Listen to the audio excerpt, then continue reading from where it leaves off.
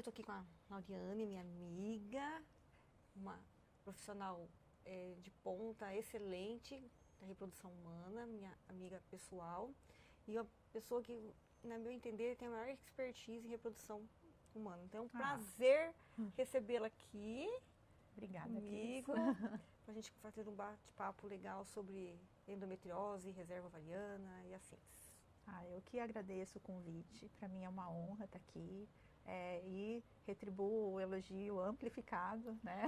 Porque o expertise, você que tem aí cirúrgico de tantos anos e é uma experiência assim muito única para mim estar aqui conversando com você hoje sobre esse assunto que é do nosso dia a dia, né? Nós temos pacientes em comuns, a gente sempre conversa sobre esses assuntos e assim, é uma honra mesmo a gente poder dividir essa mesa desse jeito assim tão respeitoso e tão agregador, né, do ponto de vista profissional. Obrigada. Nada. E eu acho que a gente podia começar falando um pouco sobre reserva ovariana, né? Sim. O que você acha? Por que você acha que hoje em dia tem tido tantas mulheres com baixa reserva? Baixa reserva, né? Você acha que é estilo de vida? Você tem...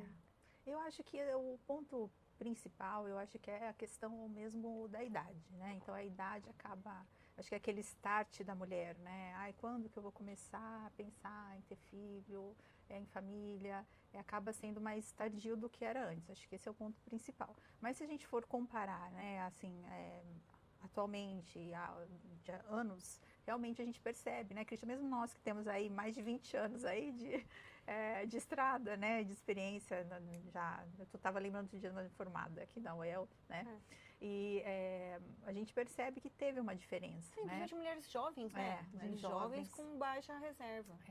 Eu acredito que que esteja relacionado a estilo de vida, como você falou, né? Então tem esses estudos aí, né, das situações que podem aumentar a inflamação. A inflamação ela é muito ruim, né, para o ovário, enfim, para a saúde em geral e feminina, quer dizer, é muito delicado. O ovário é muito delicado, o folículo é extremamente delicado, né? Ele ovular é como se fosse uma sinfonia, né? Que precisa ter todos aqueles instrumentos, toda aquela sequência para chegar ali no folículo que ovula. Então, eu acredito que esse ponto, o estresse, a questão também da gordura corporal, né? Alimentação, né? Alimentação. Então, todos esses fatores que foram introduzidos aí na vida das mulheres que não existiam, né? E que isso, acho que sim, teve uma influência negativa sobre a sobrevida dos folículos. E a endometriose? E a endometriose. A endometriose, ela é um fator importantíssimo, né, pela própria prevalência que tem na população geral, né, e também das inférteis que, na verdade, é metade. Então, metade dos casais, das mulheres que estão tentando engravidar, tem endometriose. É muito alto. É muito alto. É impressionante. Então, é o dia a dia que a gente vive, né, e dessa inflamação, dessa doença inflamatória. E a inflamação, ela atrapalha muito o ovário, né, então ela atrapalha o próprio desenvolvimento, a sobrevida, a apoptose desses folículos, porque o folículo, ele normalmente sofre apoptose, né? E a endometriose, que seria a morte, como se fosse uma morte celular programada, né? Que os folículos têm essas células que aí formam, circundam o óvulo, são muito delicadas e nós mulheres, a gente tem essa perda dessas células normalmente todo mês, né?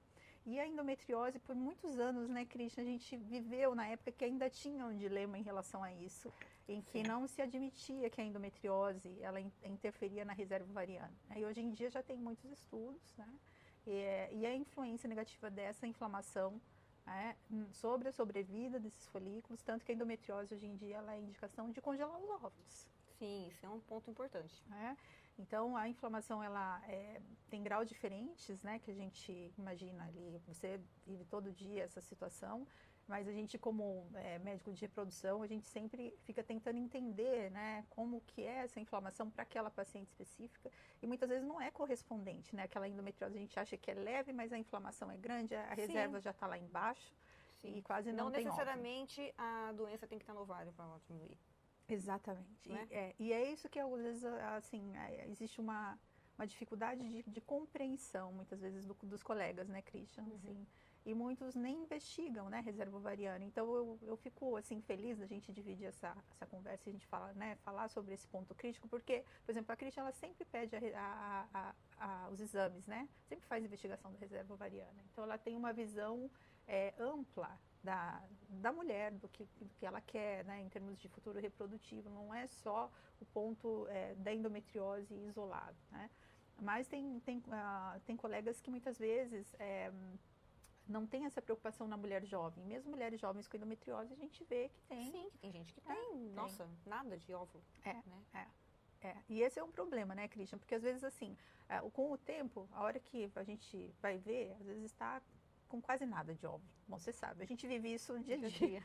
Eu às vezes falo para ela, Christian, olha, teve tantos óvulos, a gente comemora, né? Porque às vezes assim... A vitória. É a vitória e é uma situação dramática até pra gente como médico de ver aquela mulher jovem com pouquíssimos óvulos, né? O sonho de ser mãe, o sonho né? de ser mãe, né? E a gente tem que estar atento. Então, a Christian, ela tem expertise na cirurgia de endometriose, mas ela tem expertise na mulher, acima de tudo, né? E na reprodução também, no plano familiar, no plano reprodutivo. Porque se a gente não vir essa paciente de uma maneira global, eu acho que fica complicado, né? Porque se você focar só na endometriose... É um conjunto, né? Exato, é um conjunto. E essa visão é importante até para a gente ter esse trabalho conjunto, né, Christian? Porque nós temos pacientes em comum, então muitas vezes a sequência, né, de a cirurgia vai primeiro, a reprodução vai primeiro, congelar. Então, eu acho que existe esse estigma desse antagonismo, cirurgia versus reprodução, que na verdade não deveria ser assim, né? Então, isso é uma coisa que eu gostaria que você comentasse, porque tem muitos profissionais por aí que simplesmente... É claro que você sabe que reprodução humana é complicado, né? Sim. Eu gosto de você porque, assim... não, mas a Loriana é aquela pessoa, assim, ela não precisa de número, entendeu? Você vai lá, se tiver outra coisa para fazer, antes de fazer uma fertilização, ela vai fazer. Sim. Agora, tem colegas que eles só querem fazer fertilização in vitro, entendeu? 100%, não vai. E pior que isso, você... aterrorizar a paciente dizendo que uma cirurgia de endometriose, independente se está mexendo no ovário ou não, vai diminuir a reserva ovariana da paciente. Olha, você vai fazer endometriose e você vai perder a reserva. Eu falei, gente, como assim? Isso não existe. Então, se você vai fazer uma apendicectomia, você não pode, porque você não está mexendo no ovário. Eu não entendo, sabe? Uma coisa é você ter um pensamento mágico, acreditar no pensamento mágico e tudo bem. Outra coisa é você acreditar no teu pensamento mágico, você não fazer aquilo, entendeu? E aterrorizar as pacientes. Não pode, né, cara? Não pode. Entendeu? Acho que assim, é que eu sempre falo, a cirurgia, ela vem para agregar, não para prejudicar. Né? Eu acho que isso é a sabedoria do cirurgião, entendeu? Eu não vou indicar uma cirurgia, tanto que tem paciente que vai lá, eu falo, não vou te operar, o que eu vou te ajudar? Não vou te ajudar em nada, né? Entendeu? A gente tem que ter esse bom senso. Agora, eu não posso chegar e falar assim, olha, você vai fazer a fertilização in vitro, vai estourar teu ovário, vai ter umas... do mesmo jeito que a pessoa não pode chegar na paciente e fazer, não vai operar, você tem que fazer fertilização in vitro, porque se a cirurgia de endometriose, ela vai acabar com a tua reserva ovariana. Pô, não existe isso. A Loriana, ela ficou na Itália há muito tempo e ela trabalhava muito com isso, na reprodução com endometriose, entendeu? Então, é uma pessoa que tem muita experiência. Por isso que eu quis trazer ela aqui, porque assim, para desmistificar isso aí, porque as pacientes têm indicação de cirurgia e o que acontece? Elas estão aterrorizadas, porque eles ficam botando um filme de terror. Né? Acaba ficando um terrorismo. Fica, né? Um terrorismo, não pode.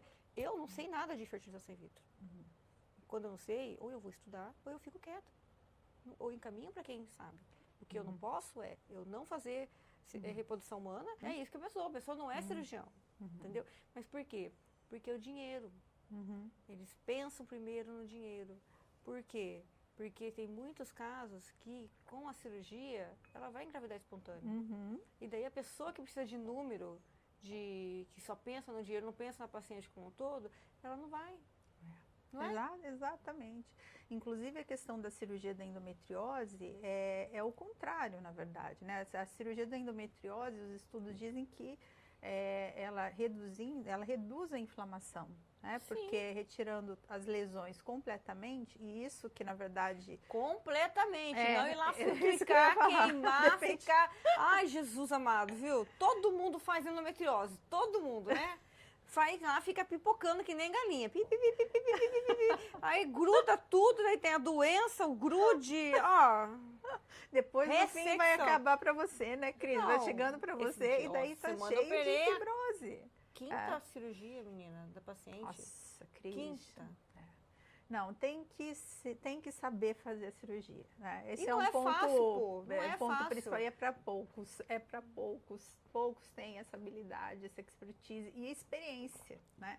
Experiência, porque a pelve é extremamente difícil do ponto de vista anatômico, né? Sim, A maioria sim. dos cirurgiões tem receio de até fazer cirurgia na pelve. Eles não têm muitas vezes esse conhecimento, essa experiência que o ginecologista tem de acessar a pelve como nós temos. Não tem. A pelve é extremamente difícil, porque ela tem vasos, inervação, é muito complexa. E o que existe? A cirurgia, na verdade, retirando essas lesões, isso aumenta a chance de engravidar espontâneo, e a gente tem até o tempo que a gente calcula em relação Sim. a isso, que é de um ano e meio no máximo. Sim, Então, passou disso.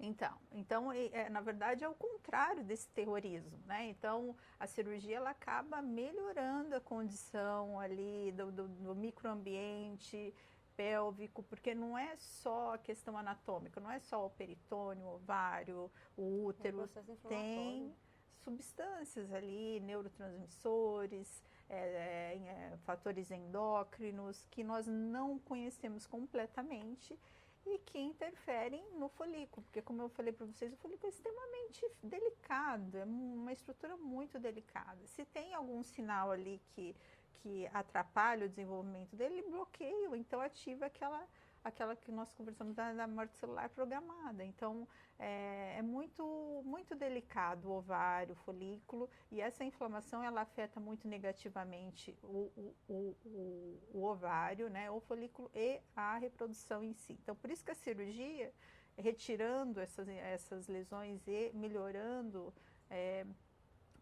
a inflamação, a gente consegue melhorar as chances de gravidez espontânea. Então, isso que é importante, o médico de reprodução ter essa ciência e saber quando é momento dele também indicar o colega cirurgião, né? Porque não é só para ele vai resolver tudo, não. Tem que ser um trabalho conjunto, não é um trabalho de antagonismo. Isso, eu ia falar, é sinergismo, né? É trabalhar em equipe,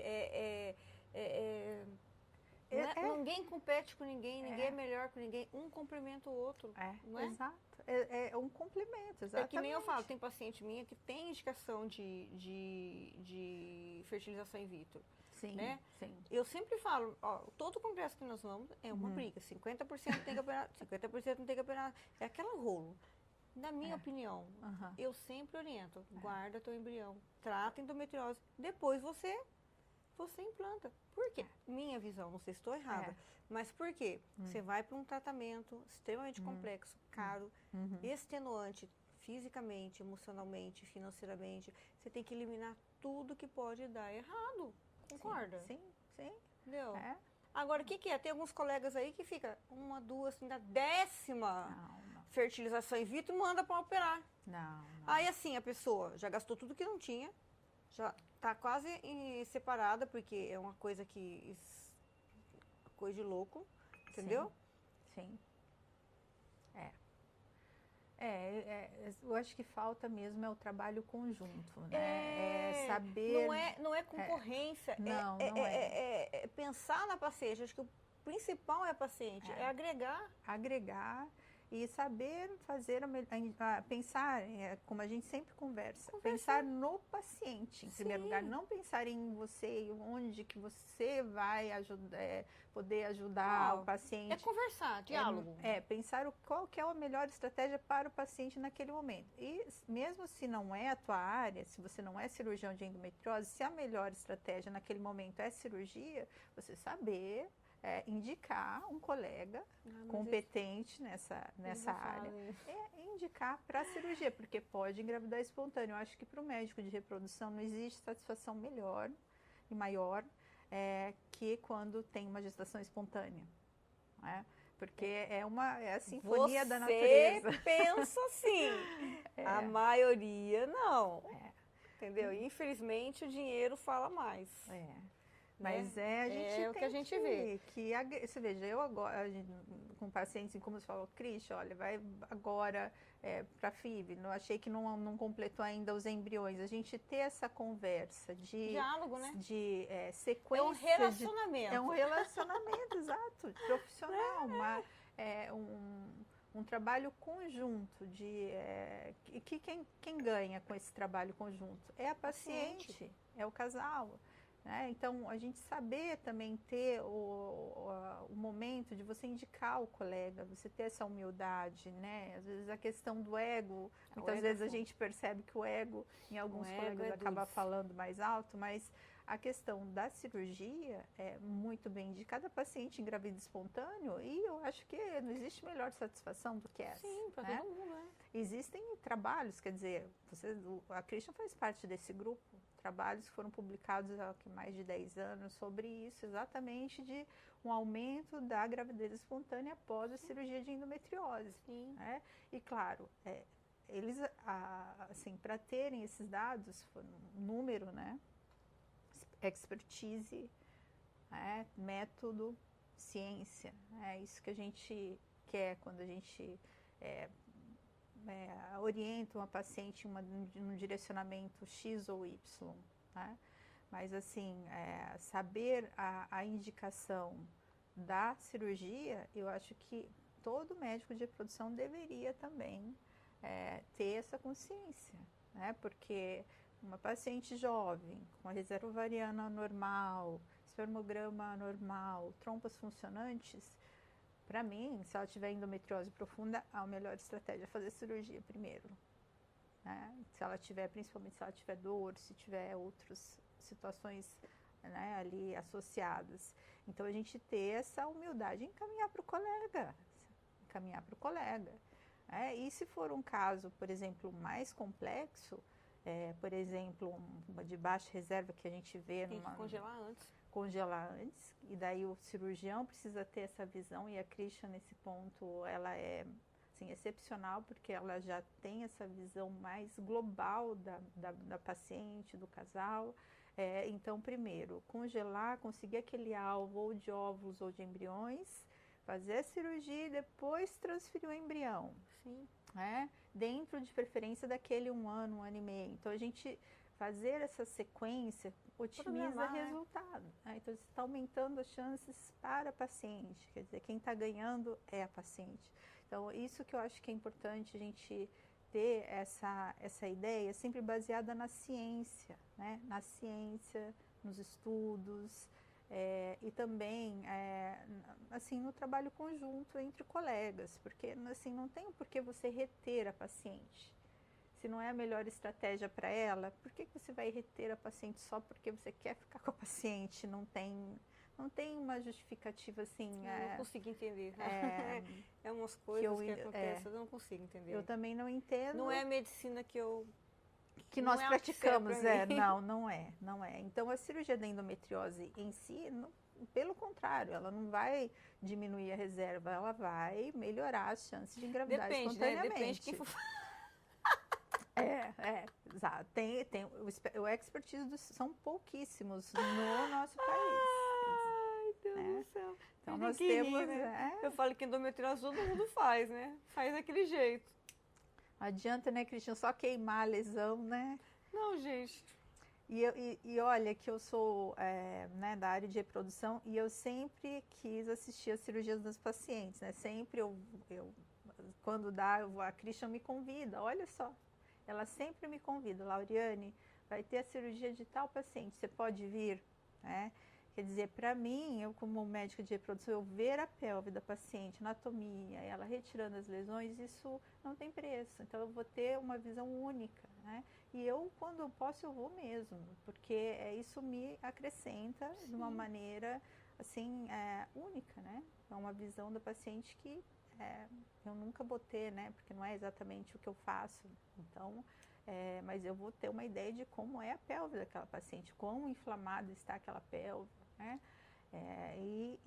Então, eu acho, assim, excepcional esse convite, esse sinergismo de ações e de ações combinadas, porque existe uma sequência, né? Que é uma Sim. sequência que tem a maior chance de sucesso. Então, se os médicos não conversam, a gente não tem nem oportunidade de ter melhor chance, né?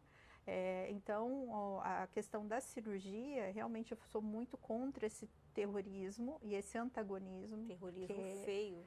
Nossa, a paciente chega desesperada quando fala que tem que operar.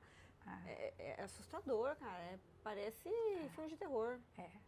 Chegam assustadas. Sim, assim, aterrorizada, mas eu tenho que operar, mas me falaram que a cirurgia vai me deixar infértil.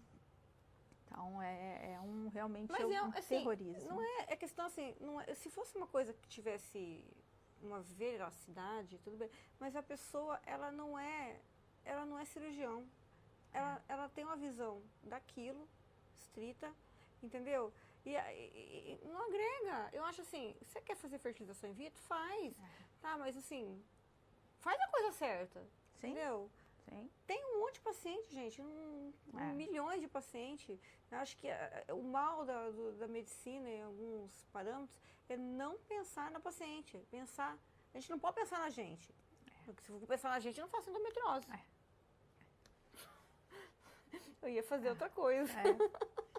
Entendeu? Tem que pensar na paciente. Eu tô ali, que nem assim, tô lá. Eu não posso ser pior que a doença, cara.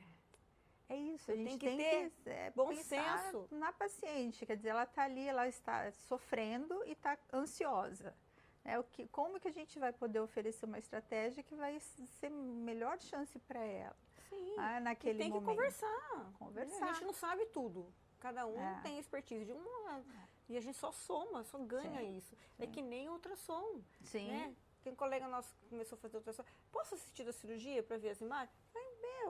Na boa, sabe? Vamos lá. Porque é legal, porque ele tem a visão do ultrassom, ele vai ver a cirurgia e falar, isso aqui é aquilo que você viu, isso aqui você não viu. Tem coisa que não dá pra ver, entendeu? Mas assim, pra ter noção, né? É que nem quando eu mostro a cirurgia pro paciente, falo, isso aqui é a tua endometriose. Ó, assim, elas ficam, entendeu? Pra entender. Pra entender, então a gente um time, tem que ser um time. Eu falo que endometriose, reprodução, é que nem futebol, tem que ter equipe. Então tem que se cercar de pessoas que você confia, que trabalham do mesmo jeito que você, né? E conversar. Sim. Não é? Sim. Eu me lembro, né, do Dr. Paulo, né, que ele ia nas cirurgias do Ricardo sempre. Sim, nossa.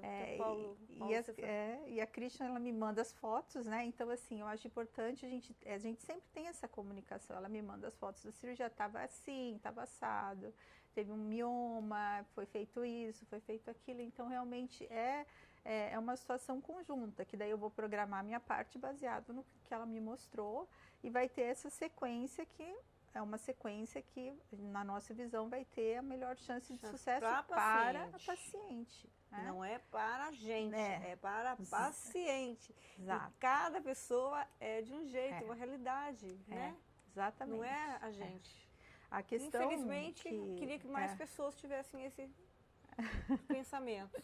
A gente tem que, assim, realmente acho que tem a ver com a própria pessoa em si, né? E talvez, enfim, formação e é difícil dizer o porquê que um médico escolhe seguir sempre sozinho. Acho que ele tem que ter essa humildade de contar sempre com os colegas.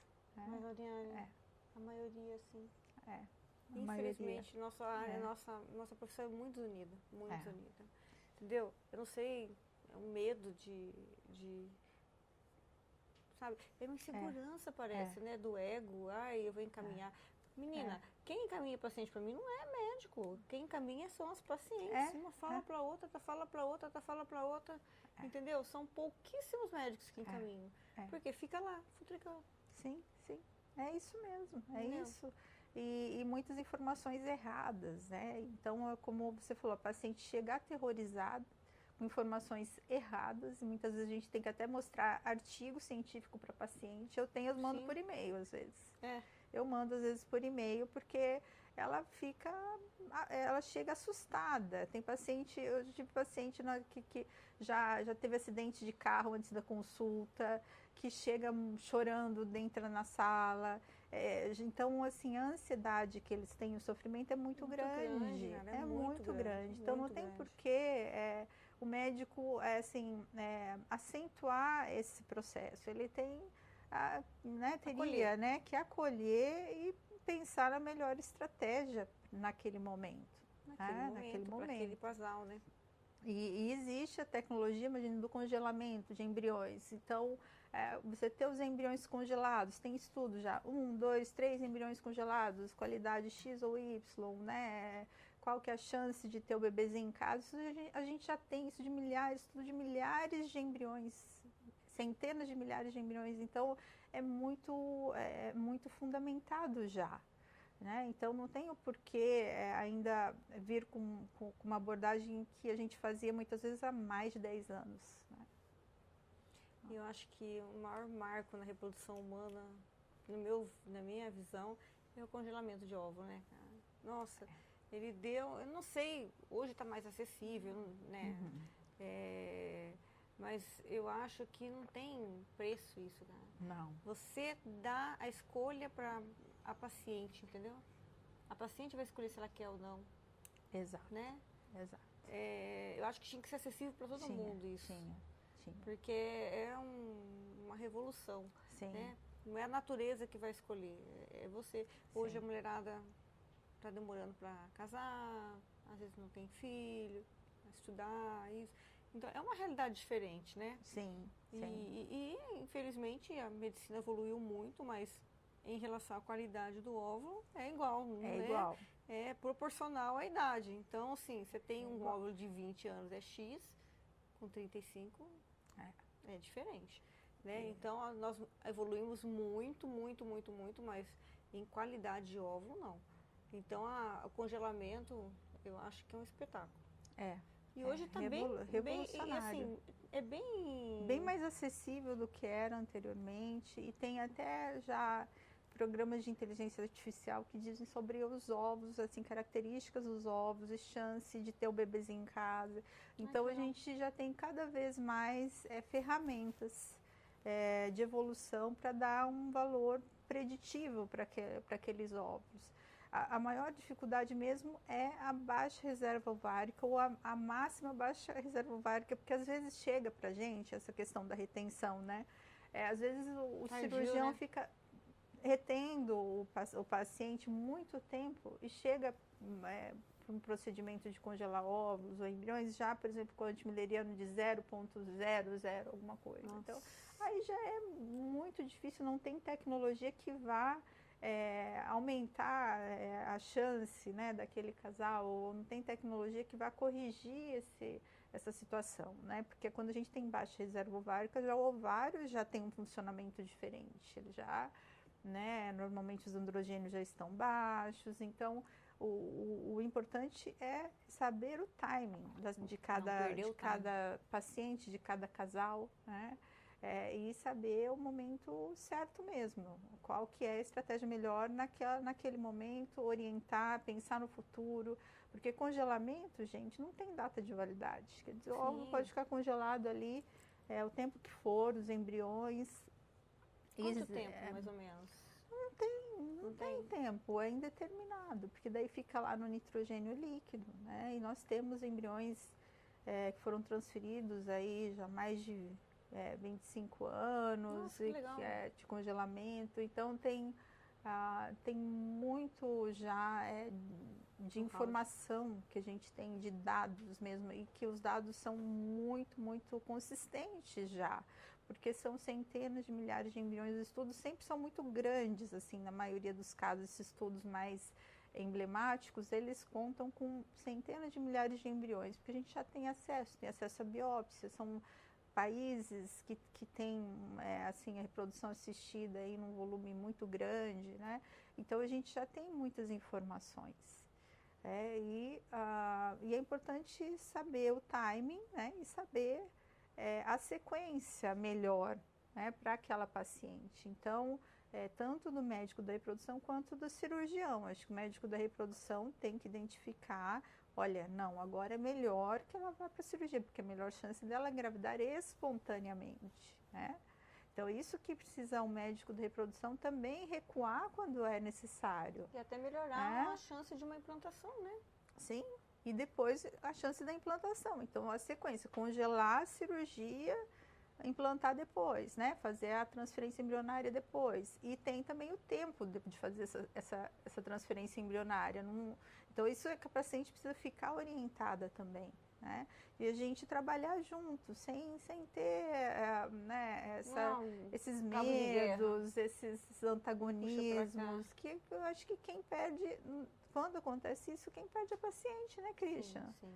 A gente conversa, outro dia eu mandei para a Christian, olha, conseguimos 9 óvulos. Aí ela ficou feliz, porque pela paciente, que bom e tal. Então, a gente ter esse trabalho conjunto, isso não tem preço, né? Porque depois o paciente vai chegar lá nela, assim, contente, já com o programa dela mais segura, e com o tratamento dela ali dentro de um plano que vai ter a melhor chance para ela. Agora me fala uma coisa, fala da biópsia embrionária. Da biópsia embrionária. Por que todo mundo, muitos especializados em reprodução, não gostam da biópsia? Cara, eu acho a melhor coisa do mundo. Nossa, falam que mata o embrião, que lesa o embrião, que faz não sei o que no embrião. Eu falei, gente, como assim? Eu também fico um pouco assustada com esses relatos, né? Porque não estou falando, não sou Hitler, nada, mas assim, você vai fazer uma fertilização in vitro, você vai implantar uma criança que vai evoluir para aborto, você está com 40 anos, você não vai funcionar? Exatamente, né? Eu acho um dos maiores avanços, aí junto com o congelamento de óvulos, a biópsia embrionária, e eu me lembro... E é segura, não é? É segura, sim. Então, é muito segura. Frisa isso, que é segura, não vai matar segura. embrião, vai lesar, arrancar um pedaço do osso do embrião, vai ser sem braço. Falei, gente... Não, tem informações muito, muito erradas, e esse terrorismo, eu sou muito contra esse terrorismo, né? E já são muitos anos de biópsia embrionária. Imagina, quando eu estava na Itália em 2008, a gente já fazia com um embriãozinho menor, né? Do segundo, terceiro dia. Então, houve uma evolução hoje em dia no blastocisto expandido, que é mais seguro, porque daí você faz a biópsia na área onde se formaria a placenta. Expandido, que o povo não sabe. O blastocisto expandido é um estágio do embrião mais avançado, né, em que ele começa a realmente se expandir mesmo, são graus de expansão,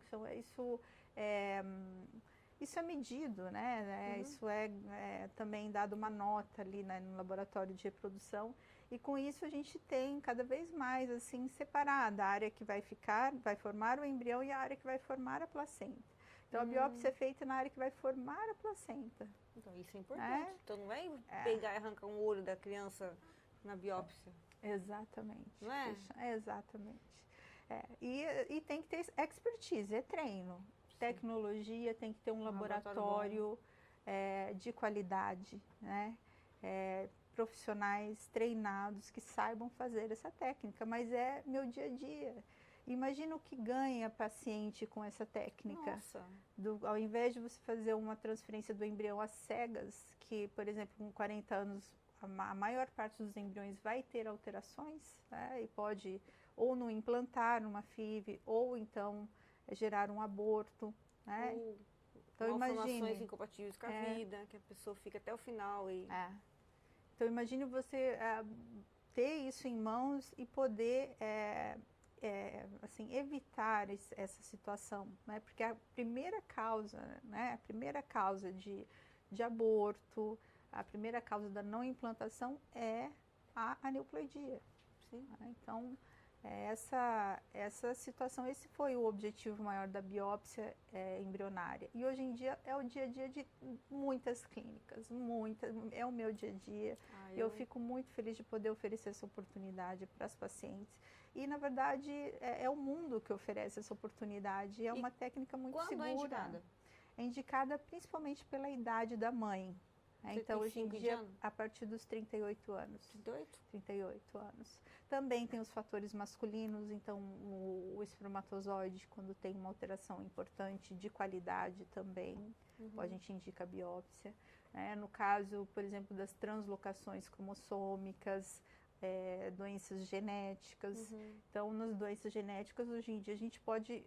Independente da idade, né? Independente da idade, a gente conversa com o laboratório de genética, eles fazem um rastreamento na família e fazem uma sonda específica para aquela família, para aquela paciente, e detecta no embrião aquela alteração.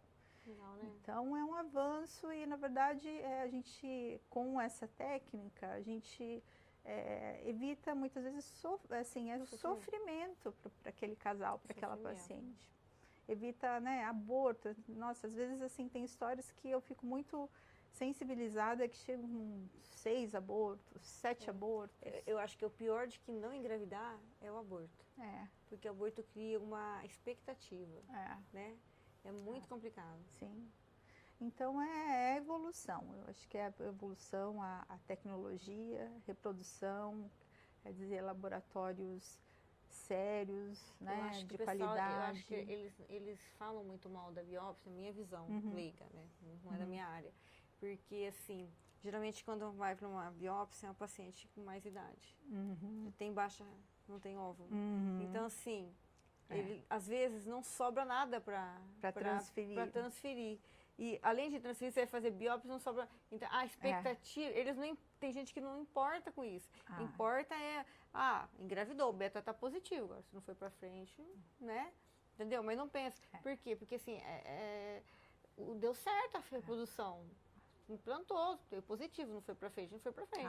Agora, quando você faz todo o tratamento, minha visão de leiga, hein? Sim, tá? Não, sim, mas eu concordo, acho que tem profissionais que pensam assim. Chega no final, não tem embrião. E se vai pra biópsia e ele tá ruim, tem que descartar. E aí? Entendeu? Eu acho que aí entra na questão assim, o médico precisa ser sincero com o paciente. Não dar, às vezes, uma situação às vezes, ilusória de transferir embriões às cegas, uma paciente com 40 anos, mais de 40 anos, a ilusão que aqueles embriões vão estar euploides ou tem uma chance grande de implantar, né? Então, eu acho que precisa ser conversado isso com o paciente, eles aceitarem, porque quem decide no fim são eles. Eles podem dizer, olha, eu tenho um casal, uma mulher com 43 anos, eu não quero fazer a biópsia. É a opção dela, mas tem que ser oferecido. E aí, ela tem que saber as chances dela. Tem que saber. Saber que ela está transferindo embriões às cegas, que a maior chance que esses embriões estejam alterados. Né? Porque ela não está sabendo. Então, está sujeita ao aborto, né? A maior chance de aborto, a maior chance de dar negativo à transferência, né? Porque, gente, uma transferência embrionária, a gente vai para o procedimento de uma maneira, assim, em geral, muito positiva, né? É o ápice do tratamento de reprodução em que a gente quer que dê certo. E uma expectativa em tudo, gera uma expectativa. Muito então, grande. Eu acredito que alguns colegas talvez não queiram não ter esse momento com o casal, mas assim, Mas isso é importante. Isso é importante. Eu acho que a informação acho que é o maior poder que a gente tem hoje em dia, até na reprodução. Então, você ter uma informação de um embrião, eu acho isso assim fenomenal, porque eu vivi quando a gente não tinha, quando não era possível ter essa informação. Então, era tudo às cegas antigamente. E aí você contava com a sorte. Contava com a sorte, né? Mas na verdade com as estatísticas de idade. Sim. Né? Agora não, a gente sabe exatamente aquele embrião, como que ele está, tem dados de inteligência artificial, aí tem o resultado da biópsia embrionária. Então, nós vamos para uma transferência embrionária muito mais tranquilos, muito mais assim, chance de sucesso, cientes do que vai, né, da chance daquele procedimento dar certo. Né? E muitas vezes também, mesmo com tudo bonitinho, com a maior chance é 60% máximo. A gente não consegue também aumentar e chegar a 100%, né? Então, isso também tem que ser dito para o casal, né? Então, é uma questão de comunicação, de informação. Porque eu acho que a informação, ela diminui a ansiedade do casal. informação é poder, né? Informação a gente... Foi informação certa, né? Certa. Informação, exato, amor de exatamente. Informação certa. Tá bom. Temos 40 minutos de vídeo aqui. Agora eu acho que dá pra gente finalizar com um recado que vocês gostariam de passar para as pacientes que ouvem todas essas informações e uma agradecer a outra. Porque a gente já tá meio que voltando no mesmo assunto a todo mundo. Tá, Pra exato. gente não ficar redundante. Sim. Deixar a gente ficar Adorei. conversando até... Não, eu tô super... Não, se eu não, pudesse também ficar ouvindo o que você tá falando, eu tô chocada com o tanto de informação. Não, mas Mas só a gente pensa. mas eu Mas é que também... a gente fala pra cacete. Não, é que eu e a Cristian, quando se tivesse a Aline aqui, então, gente, a gente ia ficar aqui até a noite Deus já me livre. o vinho, já tudo